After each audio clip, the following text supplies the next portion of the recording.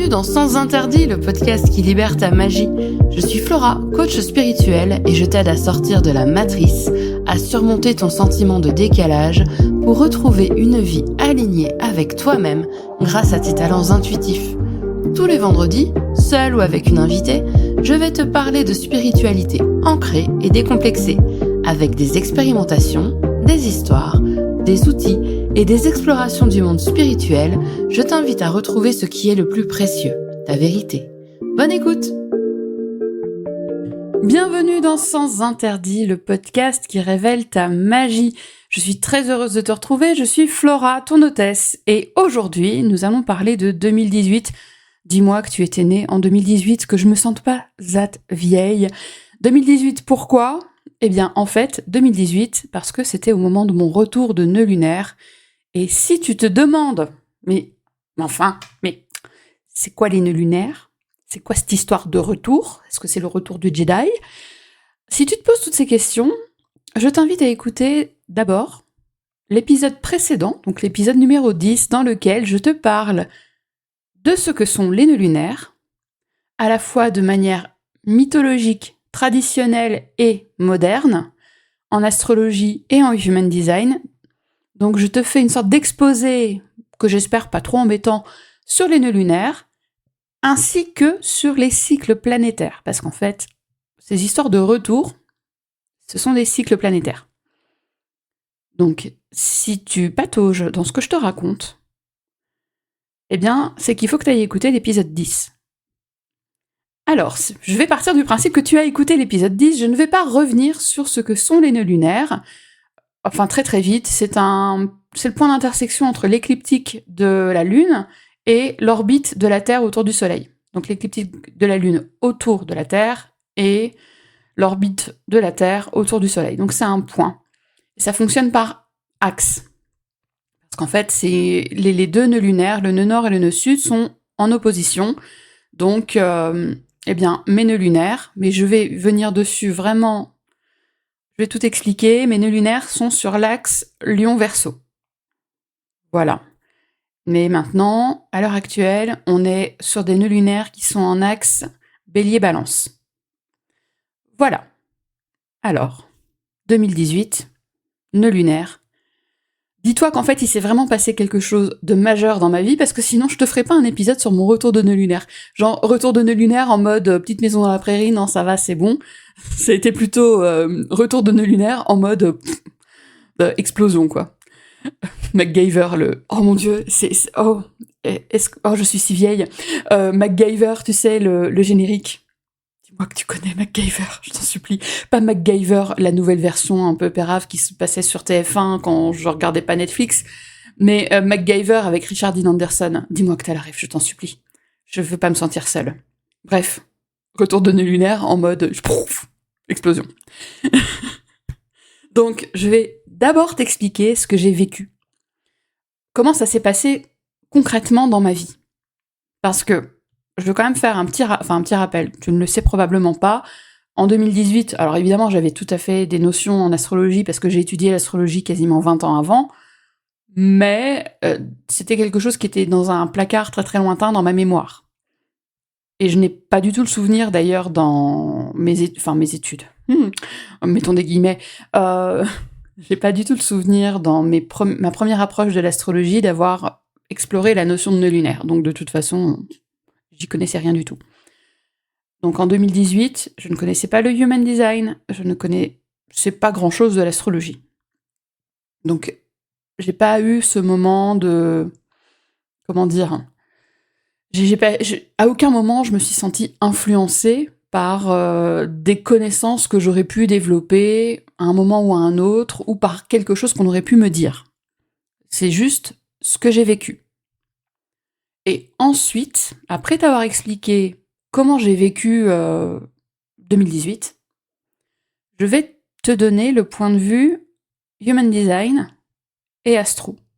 En expliquant d'abord mes placements d'un point de vue natal, et ensuite en venant par rapport au transit et ce fameux retour de nœud lunaire. Donc en 2018, est-ce que je fais un méga spoiler ? Oui, je vais faire un méga spoiler et puis je vais t'expliquer comment j'en suis venue à ça, avec la lecture que j'en ai maintenant, 6 ans plus tard.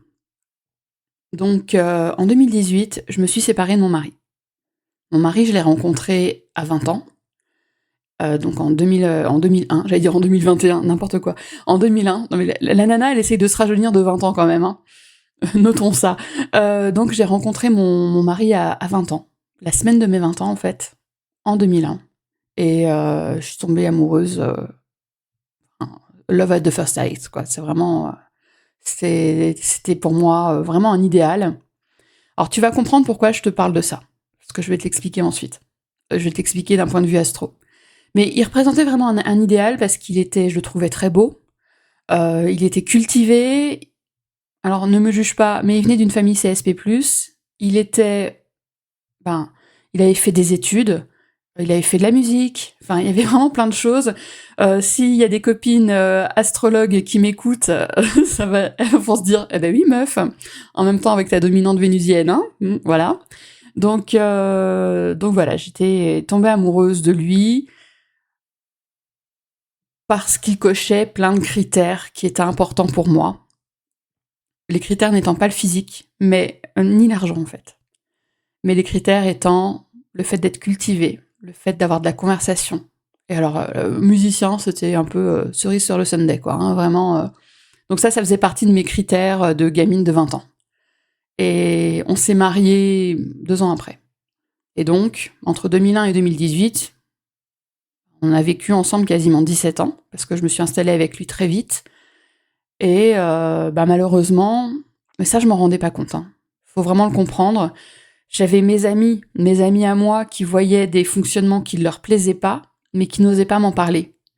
D'ailleurs, petite parenthèse, si toi qui m'écoutes, tu te rends compte que t'as un ami, une amie, qui est en train de vivre des choses qui te semblent parfaitement anormales dans une situation de couple, trouve le moyen de lui en parler.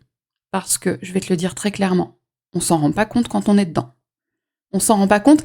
Après, c'est vrai que c'est délicat parce que, franchement, moi, un de mes amis serait venu me voir pour me dire ton mari te traite mal, je lui aurais claqué la porte au nez.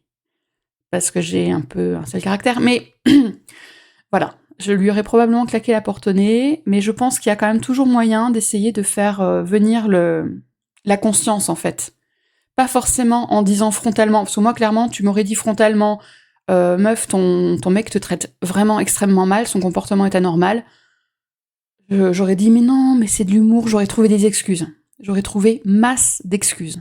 Alors que venir sur autre chose, mais en fait, maintenant, c'est parfois comme ça que je procède. Je vais inventer une amie, une amie imaginaire. Je vais inventer une amie. Je vais décrire la situation de l'ami imaginaire en me basant sur mon ami réel. Et puis, je vais lui dire, est-ce que tu trouves ça normal? Tu ferais quoi, toi, dans ce cas-là? Et juste semer les graines. Mais déjà, semer les graines, c'est beaucoup. Donc, comme tu as pu le comprendre, le mariage a évolué, je ne travaillais pas, j'étais entièrement dévouée à mon mari, il n'y avait que ça qui comptait. Il n'y avait que lui qui comptait, être dévouée à lui. Je ne vais pas donner de détails, parce que j'ai pas envie de donner des détails, d'apporter des précisions. Néanmoins, je pense que tu comprends un peu qu'il y a des trucs qui ont un peu merdé, quand t'as tes amis, tes meilleurs amis, qui, après coup, te disent « Ouais, non, mais en fait, il te traitait mal. » Voilà. Donc, on va rester sur cette petite ellipse. Voilà. C'est « Il te traitait mal. » Donc, notre relation est partie en friche. Notre relation est partie en friche, mais moi, je voyais que lui, j'étais éperdument amoureuse et il était au-dessus de moi en termes d'importance dans ma vie. C'est-à-dire que voilà, je m'étais complètement effacée pour lui, pour répondre à ses besoins, à ses désirs, à tout. J'étais un peu une esclave moderne, mais je voyageais tous les ans, donc j'avais de la chance en fait. Et j'avais une belle maison. J'avais trop de la chance. Donc voilà. Et qu'est-ce qui s'est passé en 2018 ? Il n'y a pas eu de moment de trop. Mais il y a eu des prises de conscience au fur et à mesure. En 2018, je crois que c'était en mars, on est allé en vacances en Égypte, parce que j'adore l'Égypte, et qu'on avait trouvé une zone qui était pas trop, enfin, elle était urbanisée, elle était touristique, mais ils avaient pas fait l'erreur d'Hurghada où ils ont pété tous les récifs pour construire des hôtels. Là, c'était une zone pas très loin d'Hurghada, mais un peu plus préservée en termes de récifs, et où j'ai passé mon diplôme de plongée d'ailleurs, où on faisait du snorkeling, donc pas le masque tuba tous les jours, masse de photos, enfin voilà, c'était trop bien. J'étais obèse, je le suis toujours, hein. Mais j'étais obèse et je me suis rendu compte que mon état corporel était pas normal. Alors tu m'étonnes, t'as intérêt à t'en rendre compte quand tu pèses 180 kilos. Oui, voilà. 180 kilos pour 1m80. 1 m3, non, enfin un peu plus. Mais ouais, je pesais 180 kilos. Je m'en suis rendu compte en rentrant. En rentrant de vacances, je me suis pesée, je me suis dit, Flora, arrête de faire l'autruche. Il faut que tu regardes les choses telles qu'elles sont. Il faut que tu regardes les choses en face. Je me suis pesée. J'ai pleuré. Et je me suis dit, ok, donc là, il est temps de faire quelque chose. C'est important, c'est maintenant. Alors j'ai recommencé le régime cétogène. Je ne sais pas si tu connais, dans les grandes lignes, en fait, tu vas mettre ton corps en cétose, c'est-à-dire que tu vas limiter de façon assez drastique la quantité de glucides que tu consommes. Pour te dire, j'étais à moins de 20 grammes de glucides par jour, sachant que les 20 grammes de glucides, je crois que tu les atteins avec 2 tranches de pain de mie, c'est pour que tu aies un peu une idée. Donc, 0 sucre. J'avais déjà fait une tentative de régime cétogène l'année d'avant, ou 18 mois avant, et j'avais fait l'erreur de... Mais peut-être que je te ferai un épisode de podcast vraiment sur mes erreurs avec le régime cétogène. Mais en gros, j'avais fait l'erreur d'essayer de trouver des substituts. Des substituts pour faire des pâtes, pour faire une quiche par exemple. Des substituts pour faire du pain. Des substituts pour tout. Et ça m'a frustrée de ouf.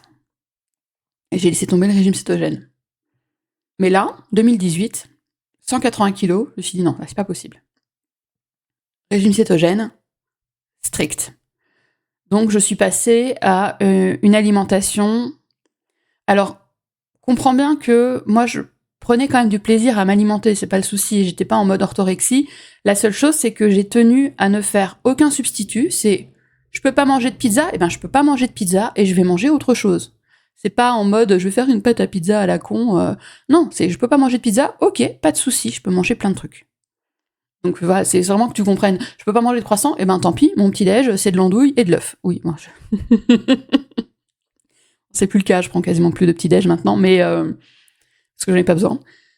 Et donc voilà, le but du jeu, en fait, c'est que en étant en cétose, ton corps va récupérer l'énergie dans le gras, d'abord dans le gras que tu vas manger, mais ensuite dans les excès que tu portes dans ton corps. Et concrètement, c'est ce qui a fonctionné pour moi.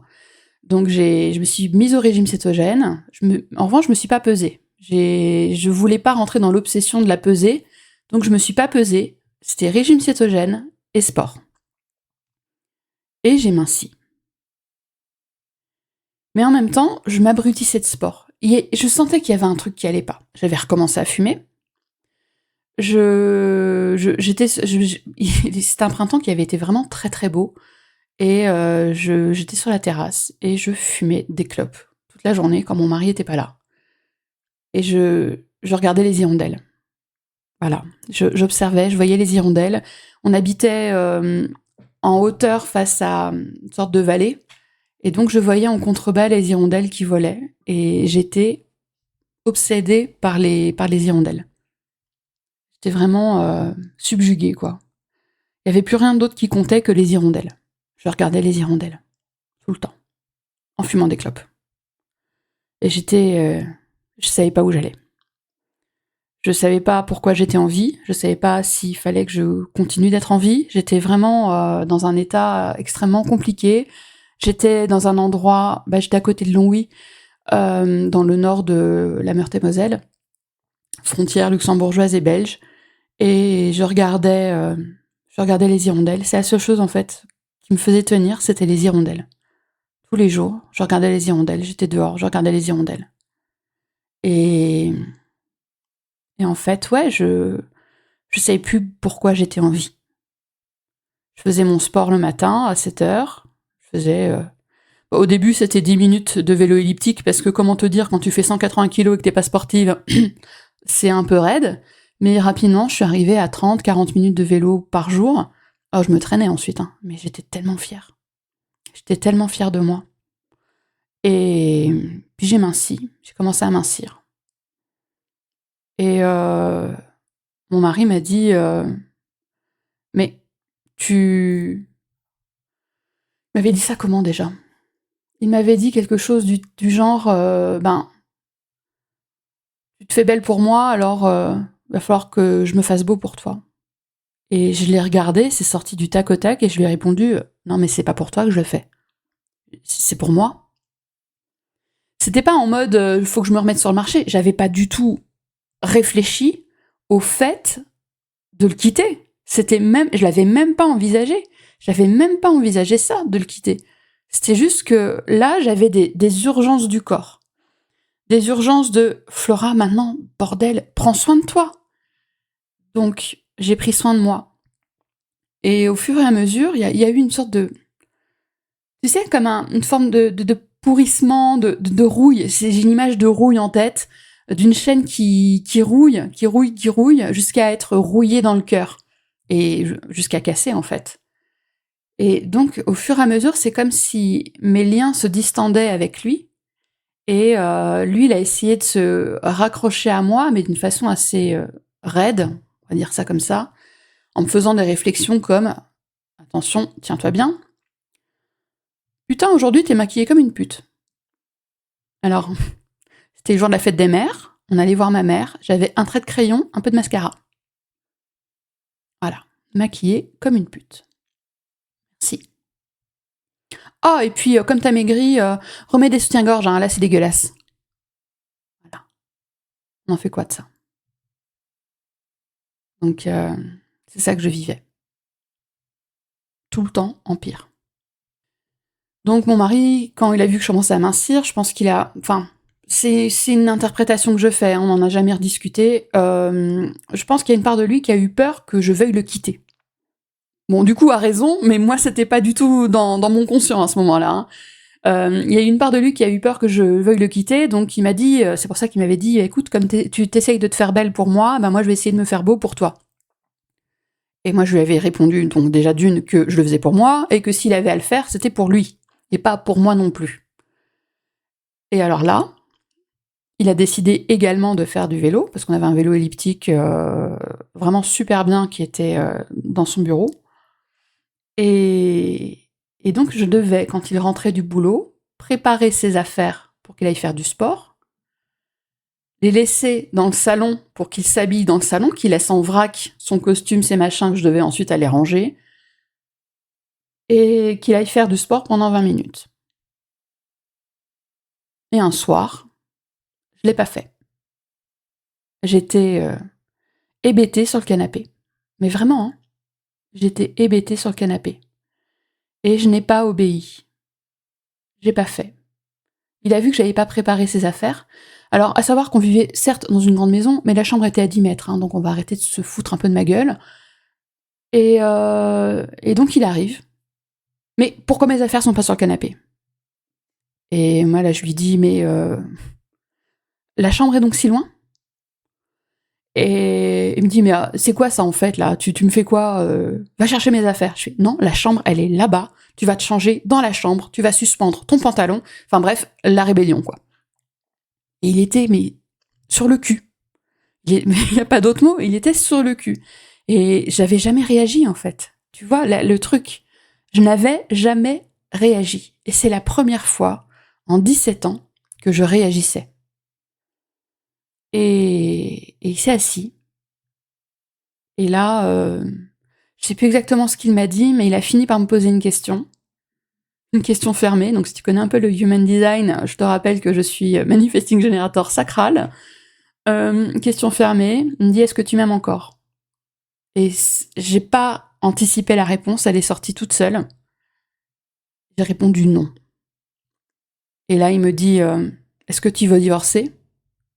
Et pareil, j'ai eu aucune réflexion. Il faut vraiment comprendre que moi, je bossais pas. J'avais pas d'argent. J'avais une vieille bagnole, j'avais rien, j'avais pas bossé depuis quasiment 20 ans, j'avais rien. Sur le papier, c'était une connerie de me barrer. Hein. Et il me dit, est-ce que tu veux divorcer ? Et j'ai répondu oui. La veille de l'anniversaire de mariage de mes parents, c'est ça qui est drôle. Et ma mère, tous les ans, le 4 juillet, elle m'envoie un message et puis elle me dit « Joyeux anniversaire ». Et elle me dit « C'est l'anniversaire de quoi ?» Et je lui dis « ma liberté ». Et voilà. En 2018, il s'est joué des choses que je n'ai pas contrôlées. J'ai eu un réveil en termes de prendre soin de moi, en termes d'identité, en termes de qu'est-ce que j'ai envie de vivre là. Parce que moi, très concrètement, j'avais plus vraiment envie de vivre. Mais j'ai toujours une grosse force de vie en moi, et même dans des moments extrêmement difficiles où vraiment j'étais au bord du suicide, j'ai toujours survécu. J'ai toujours continué d'avancer, j'ai toujours trouvé une solution. Et j'ai pas... Tu vois ce qui s'est passé sur le premier semestre 2018, il n'y a eu aucune prise de conscience. C'est mon corps qui m'a guidée. C'est mon corps qui se levait. C'est mon corps qui était debout à 5 heures pour regarder le soleil. Le soleil se lever et regarder le début du bal des hirondelles.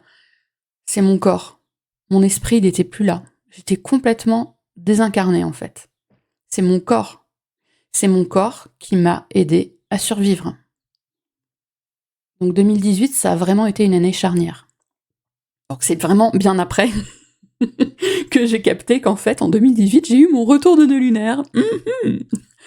Alors, j'ai déjà eu une discussion en fait avec Randy, qui est ma mentor en Human Design, ma mentor américaine. J'avais eu plusieurs discussions avec elle par rapport au nœud lunaire, parce que on en a parlé à son retour personnel de nœud lunaire, et je lui ai expliqué un peu comment ça s'était passé le mien. On en avait reparlé en call avec le groupe. Donc là, je vais venir un petit peu juste sur mes placements, sur mon thème natal en Human Design, et après, je vais enchaîner avec mes placements en astro.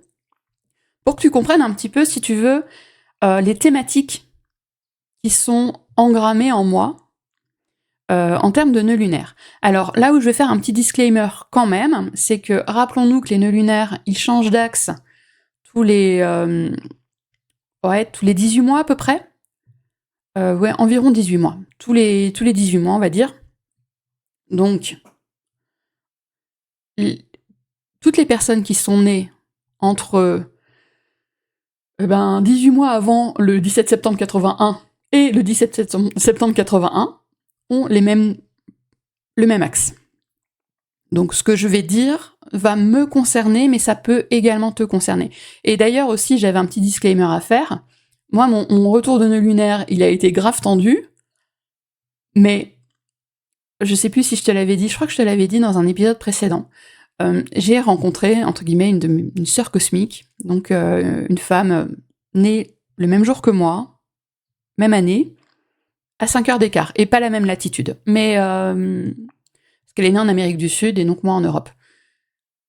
Mais si tu veux, notre ciel, notre carte du ciel, quand tu enlèves les maisons, on a la même carte du ciel. Donc on a toutes les deux les nœuds lunaires à 0 degré, en Verseau, en Lion. Et pourtant, même si on n'en a pas parlé ensemble, je doute que son retour de nœud lunaire en 2018 ait été aussi fracassant que le mien. Donc voilà, il faut prendre les thèmes dans leur globalité. C'est vraiment important de les prendre dans leur globalité. Voilà. Ce petit disclaimer étant fait, passons au Human Design. En Human Design, mon nœud nord est en porte 56 et mon nœud sud en porte 60. Je vais commencer par le nœud sud. Parce que, bon, en HD, on va dire que c'est là d'où tu viens. Pour moi, ça veut rien dire, mais le nœud sud, c'est là d'où tu viens, c'est ce que tu ramènes de tes vies précédentes, de ton transgénérationnel, etc. Donc on va commencer, pour moi, c'est un petit peu le début du livre, quoi. La porte 60, c'est la porte de l'expression de soi, de l'acceptation. Donc c'est une porte qui se situe dans le centre racine. Elle fait partie du circuit individuel et le sous-circuit du savoir. Et en fait, cette porte, la thématique qu'elle a en elle, c'est la question de la mutation dans les transitions. c'est de réussir à laisser jouer la magie du silence, à laisser les temps de pause te faire changer ce qui doit être changé. C'est pas un changement radical, genre on brûle tout et on recommence. C'est plutôt du changement un peu au millimètre. Ça je garde, ça je laisse. Ça je garde, ça je laisse. Il y a vraiment cette notion-là assez... Enfin, c'est la permanence dans l'impermanence, c'est ce qu'ils viennent de me dire, mais c'est pas tout à fait ce que je voulais dire. La porte 60, il y a cette idée de limitation, il y a cette idée de besoin de structure pour pouvoir avancer. Et aussi d'avoir le courage de dépasser les limites initiales. Donc c'est pas dépasser les limites parce qu'on explose tout, c'est vraiment d'y aller pas à pas. J'ai envie de dire, ça c'est l'aquariophile qui parle, mais c'est quand tu changes la taille de l'aquarium, quoi. C'est la conscience des limites, et des limitations surtout. C'est la conscience profonde des limitations, tout en acceptant que de temps en temps, eh bien, on change en fait, et on s'expanse, donc on va péter les limites initiales et passer à d'autres limites, d'autres limitations qui vont nous soutenir. C'est les étais en fait quand t'es en train de monter un truc. Et la porte 56, c'est la porte de la stimulation. On l'appelle aussi, de façon un peu plus moderne, enfin, même si le human design n'est pas très très vieux, on l'appelle aussi la porte du storytelling. Donc c'est une porte qui se situe dans la gorge, qui fait partie du circuit du ressenti.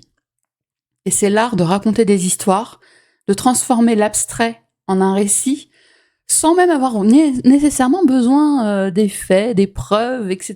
C'est-à-dire que t'as pas vraiment besoin de sourcer, c'est que tu vas raconter une histoire. Donc c'est vraiment ce talent-là, le talent du conteur, de la conteuse, qui va s'exprimer. Et donc la porte 56 se trouve dans mon nœud sud. Donc si tu suis le Human Design, c'est là où tu vas. Donc bon, moi je t'avoue que quand j'ai commencé le HD et que je voyais, alors la porte 60, là d'où je viens, et la porte 56, là où tu vas, je fais là où je vais, c'est-à-dire que je vais raconter des histoires. Bon, quelque part, c'est un peu ce que je fais maintenant. Mais donc c'est l'art de raconter des histoires, mais aussi l'art de se raconter.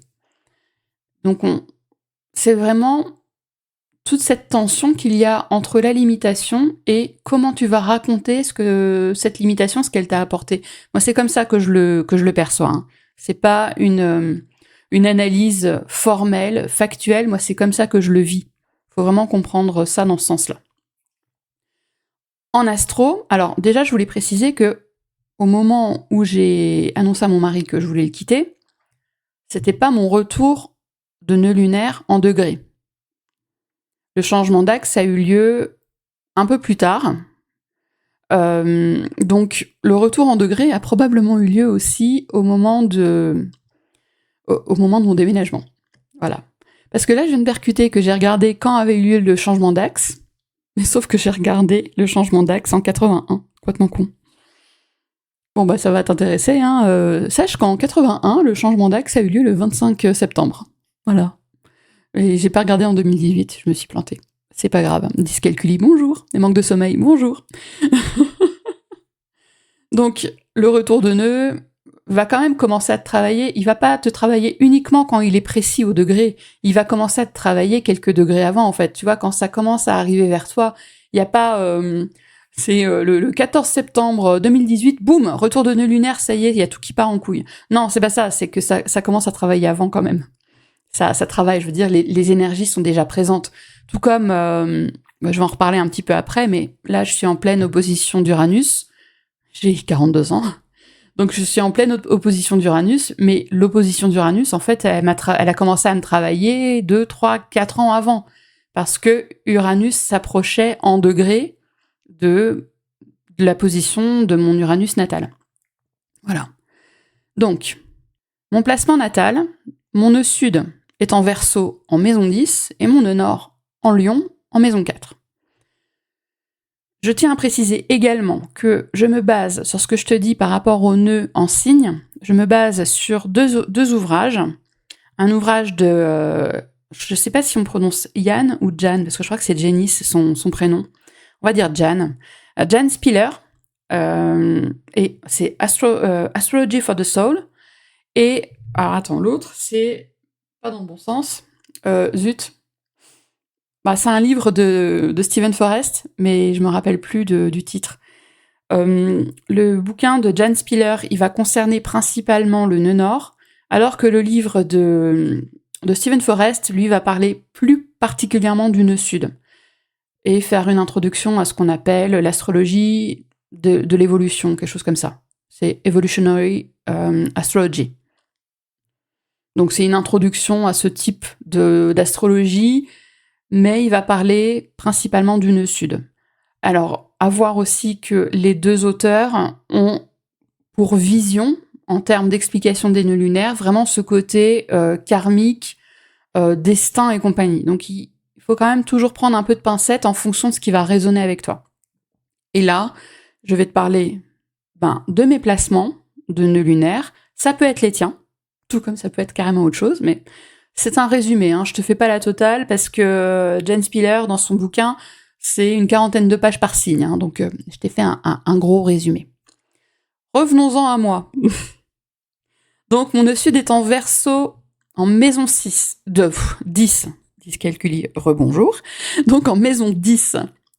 Alors, là, pour moi, Stephen Forrest, il a vraiment attribué les caractéristiques du Verseau à ce que j'aurais pu être dans une vie antérieure. Alors, bon, ok, donc, si on en croit Stephen Forrest, le nœud sud en Verseau, ça va montrer un instinct de faire les choses à sa propre façon, un mode de pensée indépendant et une personne qui va écrire sa propre histoire. Il y a un côté outsider pour lui dans le nœud sud en Verseau.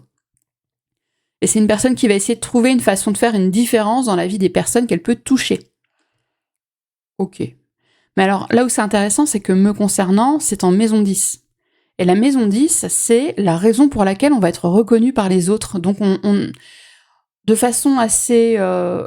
extrêmement résumée, on va associer la maison 10 à la maison de la carrière. Il n'y a pas que ça, parce que, quand, comme moi, pendant 20 ans, t'as pas eu de carrière, t'avais quand même une maison 10.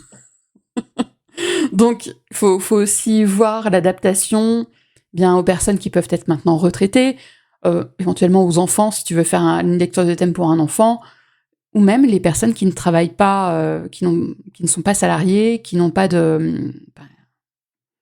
comme moi, étaient dévouées à leur mari, ou les mères au foyer, par exemple. Mère au foyer, non, elle travaille pas, hein, aux yeux de la société, mais en réalité... elle a quand même toujours une maison 10. Donc la maison 10, c'est le rôle qu'on va prendre au niveau professionnel, mais aussi au niveau social. Ça représente également les figures parentales, la vision de l'autorité qu'on a reçue quand on était enfant, mais enfin, c'est aussi la réputation, la vie publique, notre place dans notre vie sociale. Donc la maison 10, il y a toutes ces tensions-là, et donc quand tu la maries au fait que mon nœud sud était en Verseau, c'est que, la tension qui se joue, c'est justement ce rôle social et peut-être aussi ce besoin de paraître, pour moi, c'est encore une fois une interprétation personnelle. Un besoin d'être dans le paraître qui a été un peu, remué par les énergies du Verseau qui vont être dans le côté outsider, dans le côté dans l'indépendance en fait, la pensée indépendante, le besoin de liberté. En ce qui concerne le nœud nord en Lion, alors ce que dit Stephen Forrest sur le nœud nord en Lion, parce qu'il, certes, il met l'emphase sur le nœud sud, mais il parle quand même un petit peu du nœud nord, et ça m'a fait rire parce qu'en fait, Stephen Forrest, il dit que le nœud nord en Lion, il est dans cette vie pour rugir. Donc, ok. Mais en gros, pour faire porter sa voix. Donc, les thématiques du nœud nord en Lion, énorme résumé de Jan Spiller, hein, donc voilà, si t'es vraiment intéressé, je t'invite à lire son bouquin. Ça va être d'apprendre à ralentir pour permettre au processus créatif de nous guider. Donc c'est de se reconnecter à sa créativité. Il y a aussi toute une notion de se reconnecter à l'enfant intérieur qui, souvent, quand on a un nœud nord en Lion, on a pu avoir une enfance pas forcément aussi idyllique qu'on aurait peut-être souhaité. Et donc ça nous a un peu coupé de notre enfant intérieur. Et quelque part, notre but avec notre nœud nord en Lion, le but de notre âme, ce serait donc de se reconnecter à notre joie, de nous reconnecter à notre enfant intérieur pour réapprendre à... Je suis en train de penser à la citation du Joker, là, dans le film de Christopher Nolan. Pourquoi être toujours si sérieux ? Justement, c'est pourquoi être toujours si sérieux et retrouver du jeu. C'est quelqu'un qui... donc, nous, Nenor en Lion, on peut avoir peur de devenir quelqu'un, avoir peur d'être vu. On peut également avoir un certain sens du drama pour faire entendre notre voix, nos histoires. Et aussi, on est dans une thématique où on doit apprendre à reconnaître notre force intérieure, notre indépendance également, arrêter de se faire valider par les autres en permanence. Enfin, voilà, il y a une forte énergie d'indépendance à remettre en branle avec le nœud nord en Lion. Voilà, c'est vraiment des thématiques liées au nœud nord. Mais me concernant, mon nœud nord se trouve en maison 4. La maison 4, c'est le foyer, la famille, les fondations, les racines, les parents également.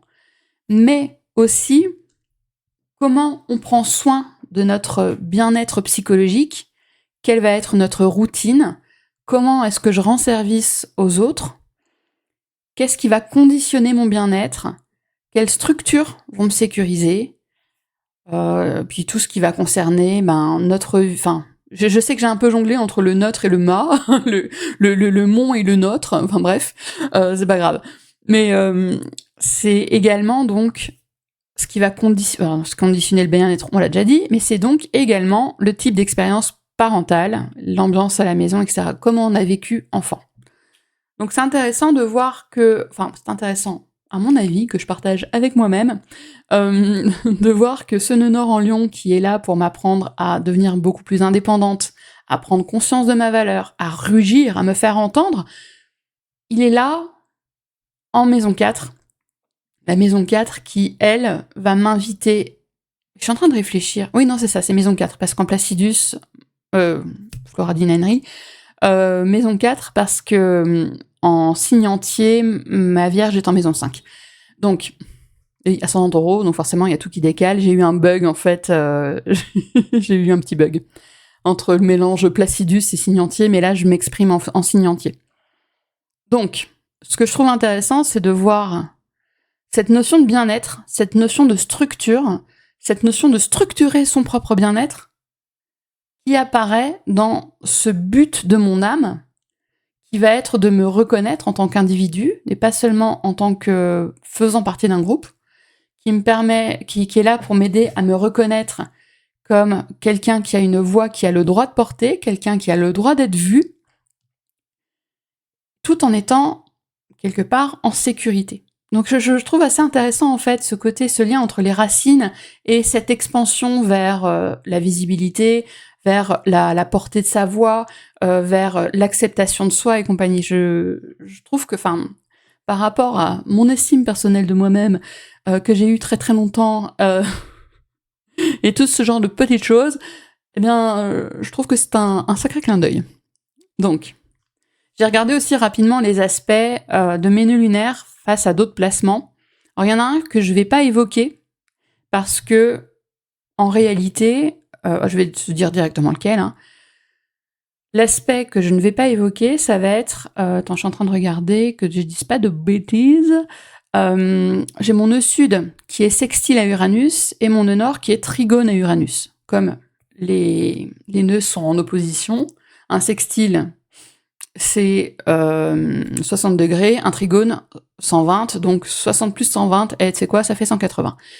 Donc, pourquoi est-ce que je vais pas considérer cet aspect-là ? C'est parce qu'en fait, Uranus met 84 ans à faire sa révolution, donc la position d'Uranus en Scorpion par rapport au nœud va être la même pour des centaines de milliers de personnes qui sont nées, grosso modo, en même temps que moi. Enfin, je dis centaines de milliers au pif, hein. Mais toutes les personnes qui sont nées autour du 17 septembre 81, mais genre autour en large, quoi, vont avoir cet aspect-là. Donc c'est pas un aspect vraiment significatif. Ce qui est plus intéressant, c'est de regarder par exemple les aspects, en l'occurrence les aspects à l'ascendant, parce que l'ascendant c'est vraiment un point personnel. Je suis ascendant Taureau au premier degré. Mes nœuds sont à 0 degré du Lion du Verseau. C'était vraiment juste avant la bascule en Cancer et en Capricorne. Donc là, l'aspect, il faut le prendre en compte. Donc le carré à l'ascendant, en tout cas selon Steven Forrest, ça va être l'idée de trouver un équilibre entre l'engagement dans une relation, oui, parce que c'est carré à l'ascendant, mais du coup c'est aussi carré à la maison 7 et au descendant. Forcément, c'est symétrique. Donc, équilibre entre l'engagement dans une relation et l'indépendance. Moi, voilà, ça m'a pas trop parlé, mais je préfère quand même citer des auteurs qui sont hyper connus, parce que, bah quand même, hein.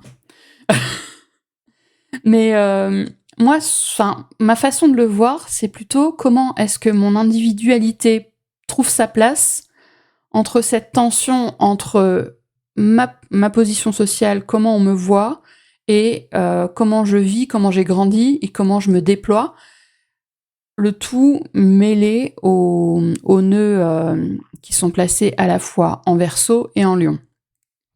Comment mon individu va se positionner entre cette personne qui a un côté outsider, qui va préférer être seule que mal accompagnée. Ça, c'est le titre de mon livre sur mon adolescence. Non, je déconne, j'ai pas écrit de livre sur mon adolescence, mais être seule plutôt que mal accompagnée, c'est ma vie, quoi. Hein. Quand j'étais ado, et puis même adulte, hein, voilà. Donc c'est vraiment le côté très outsider, indépendant, leave me alone, avec le lion, qui va être un peu l'entertainer, la personne qui va amener à elle, qui va aimer faire plaisir, qui va aimer amuser la galerie, qui va aimer avoir des relations et se mettre en relation avec les autres. Donc c'est un petit peu comment se positionne ma personnalité, mon individu, mon empreinte face à ces deux tensions qui sont du coup très différentes, avec lesquelles il faut composer en fait. Donc ce qui est intéressant aussi, c'est que j'ai un carré à Vénus, mais en fait c'est pas étonnant, j'ai Vénus sur le descendant. Ça veut dire quoi? Ça veut dire que ton ascendance a un point, à 180 degrés, il y a ce qu'on appelle le descendant. Donc c'est en face, l'ascendant marque en Placidus le début de la maison 1, et du coup le descendant marque le début de la maison 7. Donc c'est des maisons qui ont pareil des thématiques qui vont être complémentaires, mais différentes. La maison 1 représentant l'individu, la maison 7 représentant comment je me mets en relation avec les autres. Et il se trouve que j'ai Vénus conjointe au descendant. Là, c'est intéressant de regarder Vénus parce qu'en fait, Vénus, c'est une planète rapide. Je me souviens plus de la durée de sa révolution, mais c'est une planète rapide. Donc, c'est un placement qu'on va appeler personnel. Alors, évidemment, ma sœur cosmique, qui est née le même jour que moi, à 5 heures d'écart, elle a, pareil, Vénus à 5 degrés du Scorpion, quelque chose comme ça. En revanche, elle n'a pas Vénus sur le descendant parce qu'on n'a pas le même ascendant toutes les deux. Voilà. On n'a pas les mêmes angles. Enfin, ce qu'on appelle des angles, en fait, en astrologie. Mais on n'a pas les mêmes axes. Donc, Vénus en carré au nœud, pareil. Ça va venir mettre cette touche sur comment est-ce que je mets en place des relations avec l'eau et l'huile, quoi. Comment est-ce que je me singularise dans mes relations? Comment est-ce que j'entre dans la danse de la relation avec quelqu'un? Qu'est-ce que je valorise? Et donc tout ça est mis en tension quelque part avec les nœuds, avec les nœuds qui sont eux-mêmes en opposition.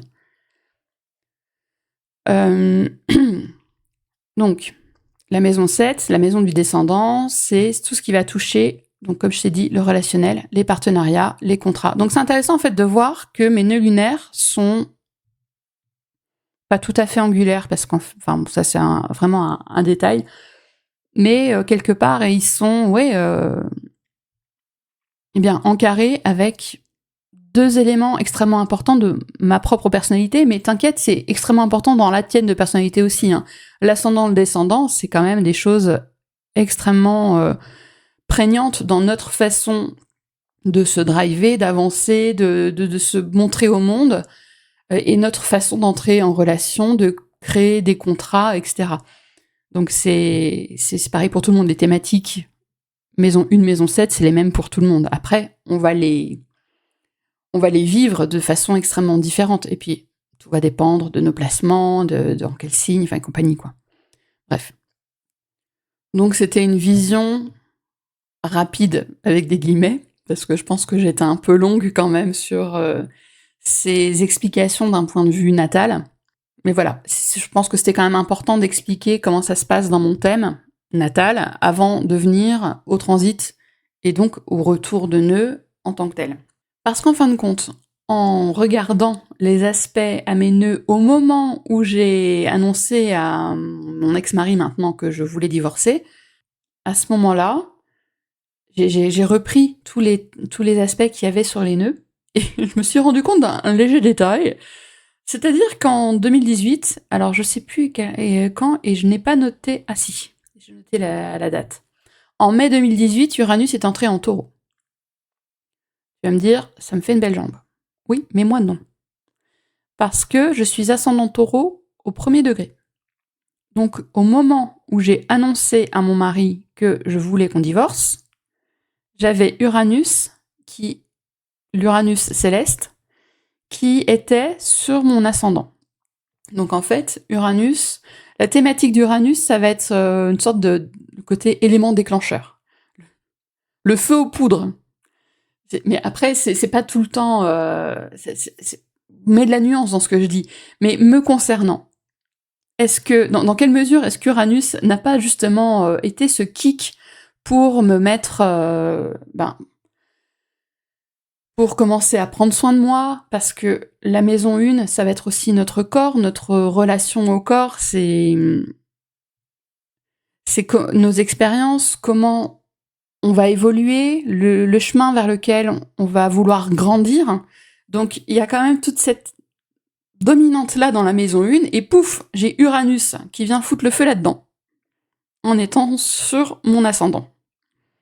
Parce qu'il était, au moment où j'ai annoncé à mon mari que je voulais divorcer, il était en conjonction exacte. Ça veut dire que Uranus était à 1 degré du Taureau.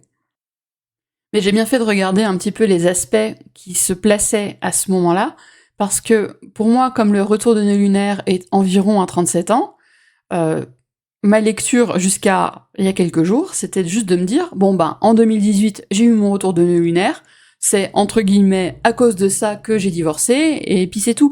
Alors qu'en fait, non, certes, il y avait mon retour de nœud lunaire, mais surtout, il y a eu l'allumette, quoi. Il y a eu l'allumette, il y a eu la braise, il y a eu le feu sous la glace, il y a eu Uranus. Uranus sur mon ascendant, carré au nœud. Et carré donc au nœud céleste aussi, mais bon, ça du coup, les nœuds célestes, ça va affecter tout le monde, mais carré à mon placement de nœud natal. Et là, pouf, quoi. La remise en question totale. Totale de tout.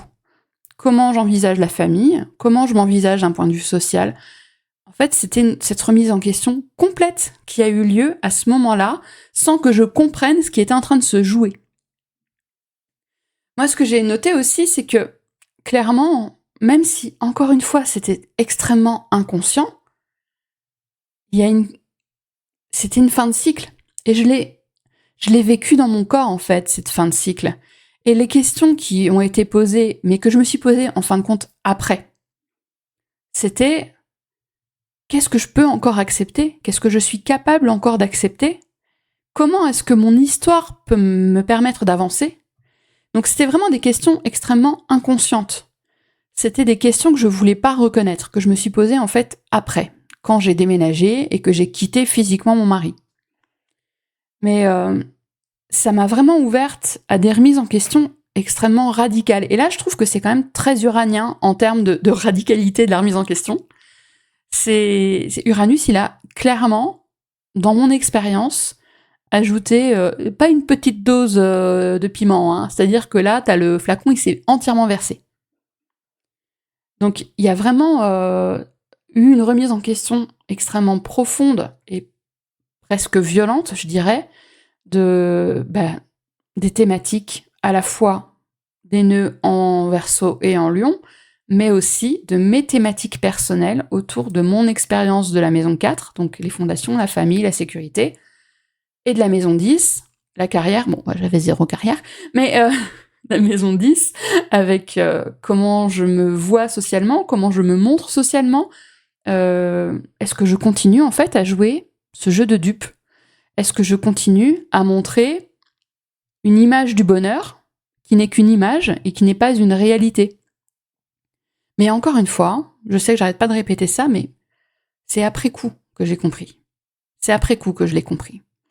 Et ce que j'ai compris aussi par rapport au human design, comme je t'ai expliqué, c'est la danse entre la fameuse porte 60, la porte des limitations, avec la porte 56, la porte du storytelling.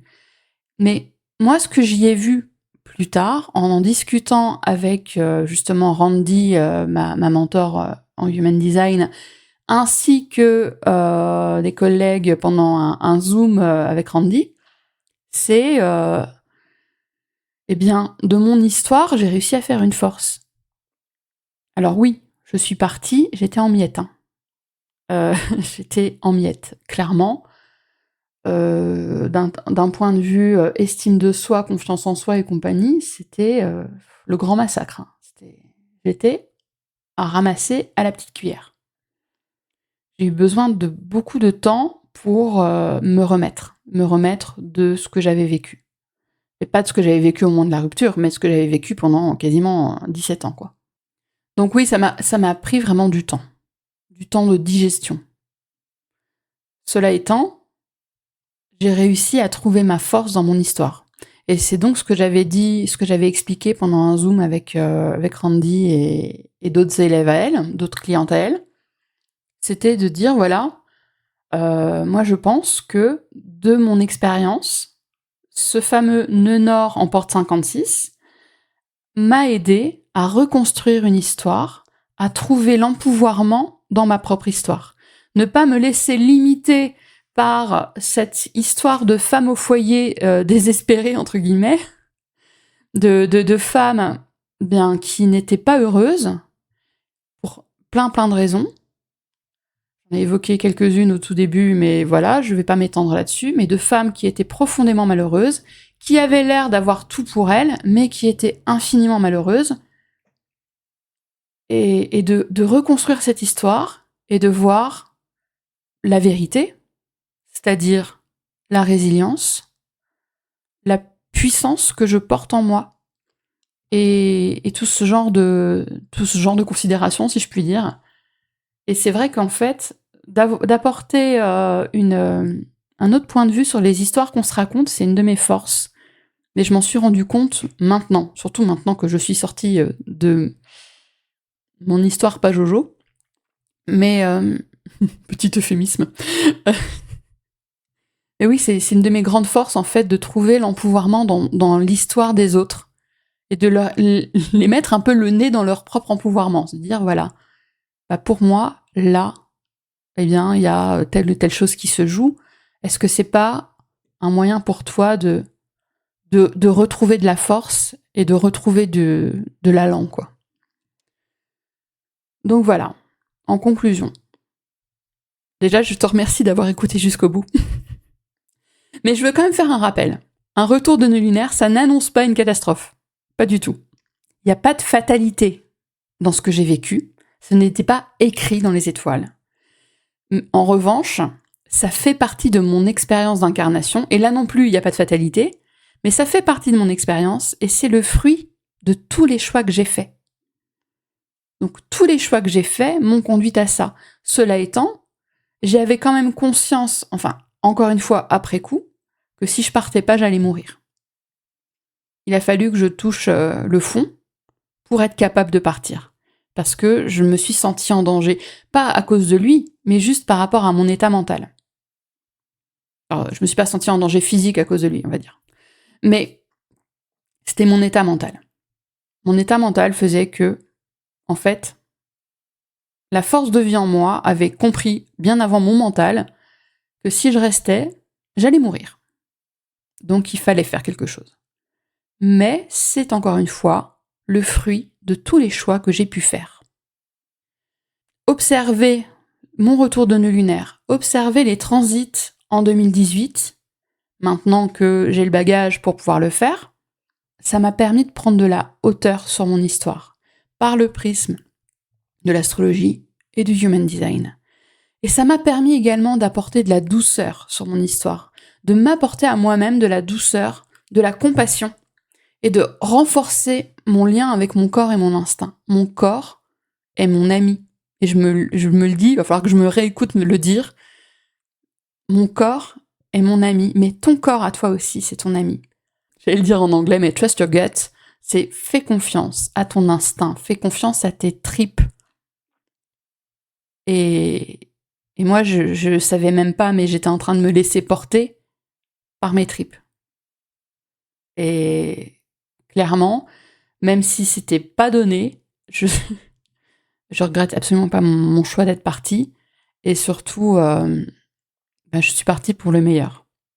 Il a fallu que je me choisisse. Et je me suis choisie. Donc ce n'était pas une connerie de partir. En tout cas, encore une fois, merci de m'avoir écouté.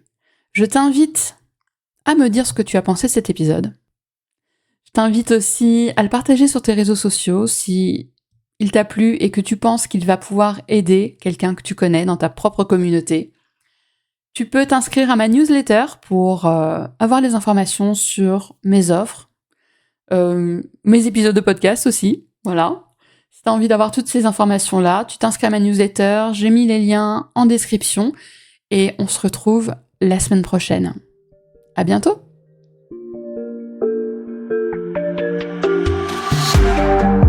Merci pour ton écoute. J'espère que cet épisode t'a plu. Je t'invite à le partager avec une personne qui peut en avoir besoin et à me laisser un commentaire. Tu peux me retrouver en dehors du podcast pour échanger avec moi sur mon site, sur Instagram ou encore par email. Les infos sont en description de l'épisode. On se retrouve la semaine prochaine pour un nouvel épisode de Sens Interdits. À très vite!